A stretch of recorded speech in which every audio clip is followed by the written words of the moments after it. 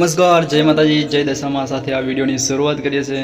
દર્શક મિત્રો, કેટલાય ભાવિ ભક્તો દશામાના દર્શન કરવા માટે મીનાવાડા જતા હોય છે અને મીનાવાડામાં 10 દિવસનો મોટો મેળો ભરાય છે। દશામાના વ્રતના સમયમાં અમને એક વિડીયો વાયરલ જોવા મળ્યો છે અને એ વિડીયોમાં એક ભાઈ અને એક બહેન મૂર્તિ લઈને જઈ રહ્યા હતા, ત્યારે એમને પાછળથી વાયરો આવ્યો હતો બેનને અને એ બેન ધૂણવા લાગ્યા હતા। દશામાનો આ પરચો જોઈ તમને પણ એમ થશે કે દશામાના ઘણા પરચાઓ હોય છે।